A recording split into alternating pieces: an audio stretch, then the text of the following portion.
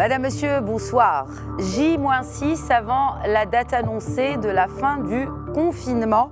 L'heure est à l'après-Covid et ce soir, dans Question Éco, l'heure est à l'innovation et à l'avenir sous le thème de cette innovation. Indéniablement et en dépit de cette crise, le Maroc et les Marocains ont de quoi être fiers. Et dernière prouesse en date, en début de semaine, ce test 100% marocain, un test bien sûr de dépistage de la Covid-19. Nous recevons ce soir Nawal Shraibi, directrice générale de l'Institut à l'origine de cette prouesse technologique, MASIR, acronyme pour Moroccan Foundation for Advanced Research, Innovation and Advanced Science, Innovation and Research. Une double aubaine pour le Maroc puisque ce test diagnostic est moins cher que celui importé, mais pour la même efficacité. Quid donc de son prix, de la capacité de sa production? Ce sera entre autres traité en première partie de Question Éco. En seconde partie, et toujours dans cet esprit d'innovation, quid des ingrédients pour ne pas rater le coche de la transformation économique 4.0 et accélérer notre indépendance économique. Ce sera en compagnie de Emin Hezzaz, PDG et fondateur de l'accélérateur de start-up à vocation africaine H7, qui vient d'ailleurs de lancer un appel à projet pour 3 programmes d'accompagnement pour start-up innovantes, bien sûr, et à fort impact au Maroc, mais aussi en Afrique. Merci de rester avec nous tout de suite.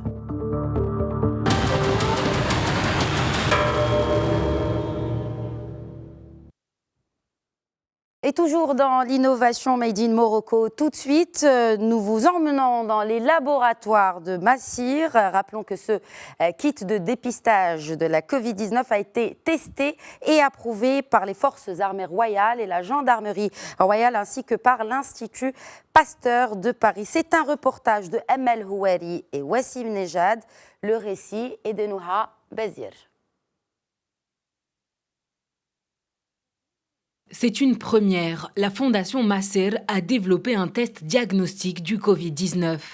Une fois mis au point dans ses laboratoires de biologie médicale, la Moroccan Foundation for Advanced Science, Innovation and Research a soumis ce kit à une série de processus de validation. Des centres biologiques et virologiques de référence au niveau national et international ont permis d'attester l'efficacité et la fiabilité du test. Dès que le Covid-19 a été qualifié de pandémie par l'OMS en date du 12 mars, l'équipe de biotechnologie médicale, en s'appuyant sur l'expertise en matière de développement de kits de diagnostic moléculaire construite sur les 10 dernières années, a voulu relever le défi en développant un kit de diagnostic du SARS-CoV-2 qui se base sur la méthode PCR en temps réel préconisée par l'OMS.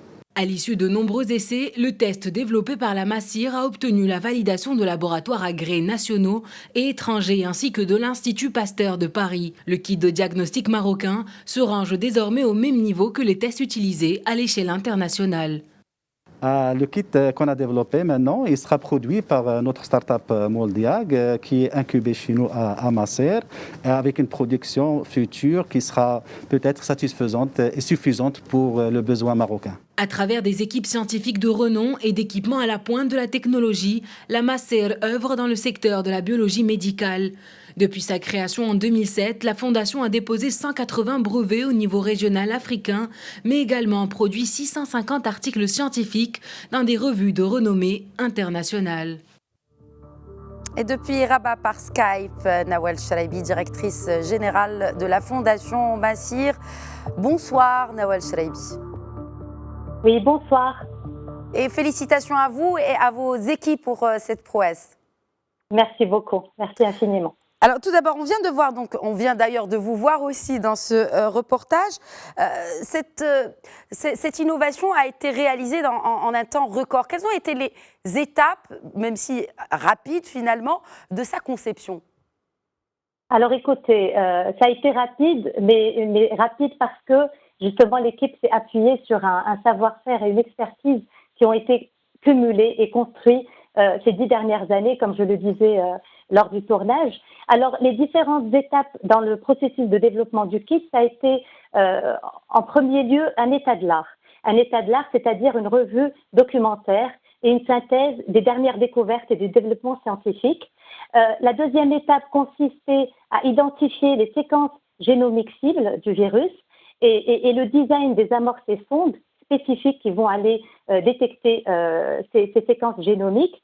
La troisième étape dans le processus, ça a été de valider notre kit au niveau laboratoire, donc dans les laboratoires de Macer. Et enfin, la quatrième étape, ça a été la plus challenging, on va dire, ça a été de le valider au niveau clinique, c'est-à-dire avec des échantillons de patients infectés du Covid. Alors, ce kit est moins cher que celui que l'on importe. Pourquoi ? Pourquoi? Alors c'est une bonne question. Pourquoi? Parce que aujourd'hui on arrive à optimiser justement le développement et c'est un kit qui est unique par sa composition, par ses caractéristiques et puis parce que quand on développe comment dirais-je localement, c'est forcément moins cher que ce qui est importé. Alors moins cher que ce qui est importé. Pardon, allez-y. Je ne sais pas si ça vous intéresse que je vous montre à quoi ressemble le kit. Je ne sais pas si vous voyez. Est-ce que vous voyez là? Voilà. Donc en fait, le kit, il est constitué de 3 tubes. D'accord? Donc il y a 2 tubes, le vert et le rouge, qui sont des mix réactionnels, c'est-à-dire c'est des mélanges de réactifs, de sondes et d'amorces qui sont nécessaires à l'amplification et à l'identification du virus du SARS-CoV-2, et un tube jaune qui, lui, est le contrôle positif de la réaction. Voilà, alors ces mélanges, ces mix réactionnels font l'objet d'une amplification en machine PCR en temps réel pour enfin diagnostiquer la présence du virus. Alors combien ça coûte? Combien ça coûte? Écoutez, ce que je peux vous dire, c'est que c'est un kit qui va coûter 2 fois moins cher que ce qui est importé. Très bien. Donc, parlons à présent de capacité de production. Quelle est la capacité de production actuelle de ce kit de dépistage? Alors déjà, la production du kit va se faire à travers Moldiag, qui est une start-up by Macer, qui émane de Macer et qui est spécialisée dans le développement et la production de kits de diagnostic. Juste pour rappel, Macer n'en est pas à son premier kit. Il y a plusieurs autres kits de diagnostic moléculaire de certaines maladies prévalentes au Maroc et en Afrique qui ont été développés ces 10 dernières années. Alors, je peux citer le kit de détection du cancer du sein type HER2, l'hépatite C, la leucémie ou encore la prostate. Donc en fait, c'est Moldiag qui va produire. Aujourd'hui, nous avons une commande publique. On va produire 10 000 tests d'ici fin juin. Alors vous me direz, c'est pas beaucoup, mais ce que je peux vous assurer, c'est que nous sommes en capacité de monter en puissance et de produire une quantité beaucoup plus importante juste après les 10 000. Les 10 000, on va dire que ça va être le premier lot. Ça va être le premier lot. Donc, et pour booster la production Nawal Cheraibi, est-ce qu'on pourrait envisager peut-être d'homologuer, de donner des licences de fabrication, par exemple, de ce kit à des laboratoires ou comment tout simplement industrialiser finalement cette innovation Made in Morocco? Écoutez, aujourd'hui, on n'a pas encore arrêté notre stratégie de commercialisation et de distribution. Donc pour l'instant, la production va se faire au niveau de Macer, à l'heure où je vous parle, mais rien n'est arrêté encore. Donc rien ne nous empêche peut-être à l'avenir effectivement de nouer des partenariats avec des acteurs de l'industrie pharmaceutique. Qu'en est-il de l'avenir, puisque vous parlez d'avenir, Nawal Cheraibi, qu'en est-il de l'avenir de cette recherche et développement au Maroc, selon vous, et notamment dans cette spécialité-là qui est la biotechnologie moléculaire? Alors écoutez, moi je pense que cette crise sanitaire, en tout cas il y aura des effets bénéfiques. Hein. C'est clair que c'est dramatique ce qui se passe, mais côté recherche et développement, je pense qu'on a compris à quel point c'était fondamental.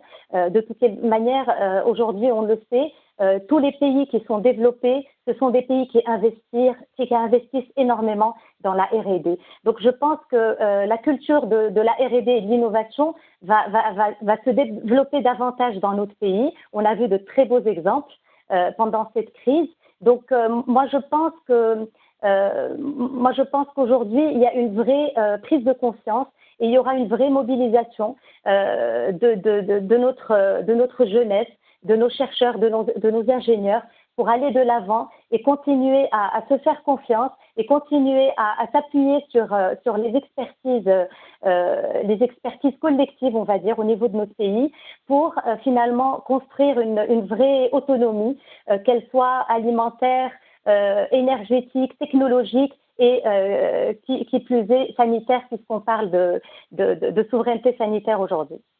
Et justement, parce que finalement, quand on parle de souveraineté sanitaire et où on évoque cette question de recherche et développement, cela ne relève pas que de la responsabilité de l'État, mais également du secteur privé. Bien sûr, évidemment, tout à fait. D'ailleurs aujourd'hui, je pense que ce qui peut inciter les entreprises privées à investir dans la R&D, ça pourrait être des mécanismes d'incitation fiscale. Enfin, il y a tout un attirail qui pourrait justement encourager les entreprises à investir. Aujourd'hui, on se rend compte, nous, ça fait 13 ans que Macer existe, il y a très peu d'acteurs nationaux qui sont suffisamment sensibles au sujet de la R&D et qui sont prêts à investir. Or, on sait que la R&D, c'est budgétivore et puis les fruits, si vous voulez, on les récolte sur du moyen voire long terme. Donc, je pense qu'il y a encore beaucoup d'actions à mener dans ce sens. On va terminer peut-être avec une perspective africaine, Nawal Shraibi. Quels sont justement, vous avez évoqué d'autres tests qui ont été développés par la Fondation Macer, qui ont notamment servi pour nos pays frères africains. Qu'en est-il de l'avenir de ce partenariat justement avec ces pays africains et notamment peut-être pourquoi pas pour ce test de dépistage de la Covid-19 ? Oui, en effet. Alors déjà, juste pour vous expliquer, l'ensemble des kits de diagnostic moléculaire qui ont été développés par Macer sont brevetés et pour la plupart avec des extensions africaines. Ils sont validés à l'international pour la plupart et puis font l'objet de publications indexées. C'est comme ça qu'on procède, hein. C'est notre manière de faire. Alors aujourd'hui, pour ce qui est du marché africain, clairement le kit du Covid pourrait servir le marché africain et nous allons entamer des démarches justement de validation au niveau du CDC en Afrique, qui est donc une émanation de l'OMS. C'est en cours. Alors, pareil pour l'Institut Pasteur de Paris, qui a validé notre kit et qui a considéré que l'ensemble des critères de performance sont réunis. Aujourd'hui, non seulement on a la validation de l'Institut Pasteur, mais ils nous ont même proposé d'enregistrer notre kit en France. Donc, pourquoi pas un export même en Europe. Merci beaucoup Nawal Shraibi d'avoir répondu à nos questions. Merci aussi aux docteurs et ingénieurs qui ont veillé sur l'élaboration et sur la fabrication de ce test de dépistage Covid-19 100% Made in Maroc. Vraiment une fierté pour notre pays. Merci beaucoup. Merci beaucoup. Merci à vous. On va rester dans l'innovation, mais parlons start-up en seconde partie. À tout de suite.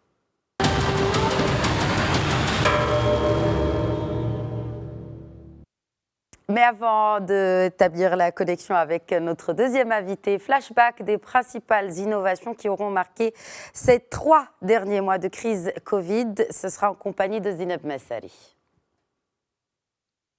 La pandémie du coronavirus a révélé un potentiel d'innovation scientifique et technologique impressionnant au Maroc. En l'espace de 2 mois et demi, plusieurs demandes de brevets d'invention dans le domaine de la santé et des nouvelles technologies ont été déposées. Tous contribuent aux efforts de lutte contre le coronavirus. Après les masques de protection à usage domestique proposés par les industriels du textile, plusieurs startups se sont distinguées dans la création et la production de visières anti-Covid-19. Une autre initiative dénommée HaCovid a également permis de mettre à profit les talents marocains dans le domaine du digital pour apporter des solutions face à la Covid-19. Aussi, des entreprises nationales se sont lancées dans la fabrication de respirateurs artificiels 100% marocains, ce qui a constitué un pas décisif dans la prise en charge des cas graves sans forcément recourir aux fournisseurs étrangers de ces machines tant prisées en ces temps de coronavirus. De son côté, le ministère de la Santé a renforcé le dispositif existant de suivi des contacts par le lancement d'une application mobile de notification d'exposition à la Covid-19 baptisée Wiqayatna pour inciter à continuer à adopter les mesures de prévention limitant la propagation du virus. Depuis Casablanca par Skype, Amil Hazaz, PDG et fondateur de l'accélérateur de start-up H7. Bonsoir Amil Hazaz. Bonsoir Khadija. Alors, bon, peut-être que on a évoqué certains exemples dans le papier que nous venons de regarder. Pour rester dans la lancée de la première partie d'émission, si vous le permettez, que pensez-vous de l'avenir des investissements justement en recherche et développement dans notre pays ? Je pense que l'exemple de Masser, il est réussi et qu'on devrait le démultiplier et donner beaucoup plus de moyens humains et financiers à l'équipe de Masser. Parce qu'on a vu plusieurs, inventions et pépites sortir de ce centre de recherche et développement, notamment la start-up Moldiag, qui a créé un kit de diagnostic moins cher et capable de dépister le Covid-19. Et cette pipite-là, ça fait quelques mois qu'elle opère. C'est-à-dire que c'est avant même cette pandémie du Covid. Maintenant, il faut qu'on investisse massivement sur la recherche et développement parce que c'est le nerf de la guerre. On le voit au niveau international. C'est presque 2400 milliards de dollars qui ont été investis en 2019 sur la recherche et développement, pour dire que c'est stratégique. Et plusieurs pays de différentes tailles se positionnent. On voit des pays comme la Finlande, le Rwanda, le Singapour, l'Estonie, le Chili, qui se positionnent parce que la technologie n'a jamais été aussi abordable et n'a jamais été aussi accessible.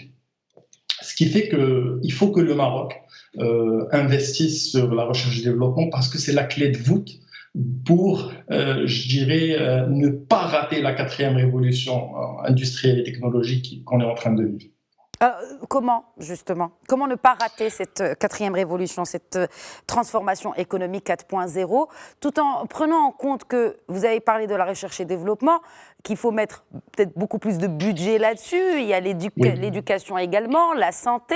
Ces deux, normalement, parents pauvres du budget de l'État ont vu vraiment fleurir des start-up qui servent justement ces deux secteurs, mais également des facilités à l'accès à ces deux domaines sociaux. Comment déclencher ? Quel est l'élément déclencheur pour mettre à profit tout cela, toute cette innovation, ces startups pour les citoyens ? Le premier élément, c'est d'avoir une ambition. C'est d'avoir une ambition technologique. C'est de se dire, nous, le Maroc, nous devons être dans 10 ans le champion des technologies sur le continent. On a vu l'exemple de la Chine. La Chine a décidé d'être un des leaders, sinon le leader de la technologie au niveau mondial. En émettant cette ambition, c'est devenu une ambition collective. Et ça crée un appel d'air vers le talent de la Chine, du monde entier. Et pour nous, en tant que pays, nous devons envoyer ce signal-là à notre matière grise, à nos cerveaux. Parce qu'aujourd'hui, on a plus ou moins 50 000 Marocains qui sont dans les meilleures écoles marocaines, françaises, canadiennes, américaines, ainsi de suite. Et ça, c'est juste le talent marocain. Si on regarde plus large, on regarde le talent continental, les chiffres sont beaucoup plus importants. On parle de 500 000 étudiants africains dans les meilleures écoles au niveau mondial. Et ce talent-là, il se compte à 5 millions d'individus quand on regarde sur les 20 dernières années. Maintenant, on a ce talent-là. Le deuxième élément clé, c'est de vraiment avoir un fonds souverain qui va travailler sur les technologies émergentes et surtout sur les secteurs d'avenir. C'est ce qui permettra au Maroc d'avoir sa souveraineté et avoir un certain leadership continental et surtout assurer l'avenir des générations futures. Il y a beaucoup de fonds d'investissement au Maroc, plus d'une vingtaine. Amine Azaz, ce que vous proposez en fait, c'est peut-être de réorienter les orientations, enfin en tout cas ces fonds d'investissement vers la recherche et développement, mais tout particulièrement vers l'innovation, Made in Maroc, mais aussi Made in Afrique. Exact.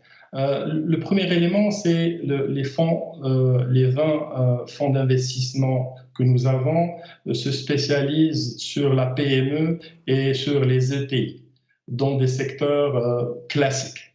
Nous n'avons que 3 ou 4 fonds de venture capital et qui sont de très petite taille. C'est-à-dire qu'ils n'ont pas la force de frappe nécessaire pour, attirer les talents de calibre mondial et de les accompagner dans la durée. Aujourd'hui, nous avons une excellente initiative qui est l'initiative InnovInvest de la Caisse centrale de garantie, qui est dotée d'un budget global de 50 millions de dollars, plus ou moins 500 millions de dirhams.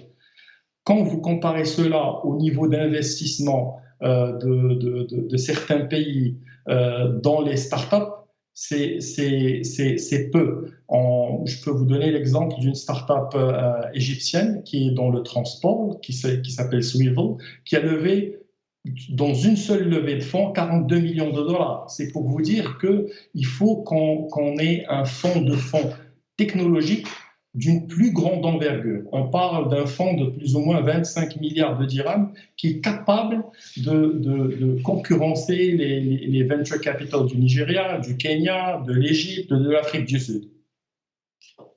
Mais vous êtes donné justement comme mission cet accompagnement de start-up marocaines mais aussi africaines. D'ailleurs, nous sommes en train de regarder, nos téléspectateurs regarder des images de ce film qui résume cette opération que vous avez lancée, que vous avez baptisée Rise Up, Restart et Disrupt. Donc justement, est-ce que c'est venu avec tout ce que cette crise de la Covid-19 a apporté, certes malheureusement en termes de crise ou en termes d'éléments négatifs, mais aussi d'espoir à voir naître et fleurir des start-up africaines et marocaines? Effectivement, la révolution technologique que connaissait le monde a été accélérée d'une manière exponentielle et qu'aujourd'hui, il y a des opportunités massives dans des secteurs clés pour l'avenir de l'Afrique. Le MedTech, c'est une évidence. Aujourd'hui, on a besoin de startups qui vont travailler sur la télémédecine, sur la robotique, sur la biotechnologie, sur le diagnostic. On a besoin de startups africaines qui vont travailler sur des solutions EdTech, qui vont, je dirais, utiliser la puissance de l'intelligence artificielle, de la big data, de la reconnaissance faciale pour personnaliser le cursus académique ou scolaire de tout un chacun sur le continent. GovTech, vous imaginez qu'il y a plus de 600 millions de citoyens africains qui ont un smartphone et devant eux, ils ont des États qui ont des systèmes qui ne sont pas du même niveau, ce qui fait qu'il y a des opportunités massives en GovTech, en RegTech, l'agritech. L'Afrique peut être le grenier du monde. Non, mais quand vous dites par exemple, parce que la FinTech, grâce au mobile money, c'est une réussite pour l'Afrique, il est clair. Justement, c'est le grenier du monde, mais en même temps, il est clair que l'agriculture est là des obstacles à la croissance de plusieurs pays, comme c'est d'ailleurs une opportunité. Comment justement jouer sur cet aspect d'agritech finalement pour aider et pour faire émerger justement des startups africaines? Alors, l'agriculture africaine fait face à 3 challenges. Le premier, c'est l'utilisation de l'eau. Le deuxième, c'est la protection des terres arables. Absolument. Et finalement, le dernier, c'est la sécurité alimentaire. on considère qu'avec de l'IoT, c'est-à-dire des objets connectés, des drones, la traçabilité animale, peuvent être, je dirais, quelques technologies qui peuvent aider nos agriculteurs à améliorer leur productivité et surtout, je dirais, ne pas dégrader cet actif qui est vital, qui est la terre. Alors, je pense qu'on a au Kenya vu des startups exceptionnelles en agritech. On a vu la même chose aussi en Égypte. Maintenant, c'est à nous, parce que nous, on a cette capacité de développer ces technologies. Mais on n'a pas encore pris la décision en tant que nation de mettre l'innovation, l'entrepreneuriat et les technologies au cœur de notre modèle, de notre système. Ce qui fait que des fois, dans des discussions, on est surpris par des experts internationaux qui nous interpellent, qui nous disent comment se fait-il que le Maroc n'est pas dans le top 3 africain au niveau des technologies. Voilà, justement, vous avez parlé de modèle et que la technologie fasse partie finalement de notre nouveau modèle de développement qui est dans le pipe. Merci beaucoup, en tout cas, Amin Hezzaz, d'avoir été avec nous ce soir. Merci. Merci beaucoup. Merci à tous de nous avoir suivis. Je vous souhaite une excellente suite des programmes sur Médien TV. Médien TV Afrique vous donne rendez-vous demain, Inch'Allah, à 21h pour un nouvel épisode de Questions Écho. D'ici là, n'hésitez pas à interagir avec nous via le hashtag Questions Écho. Et d'ici là aussi, prenez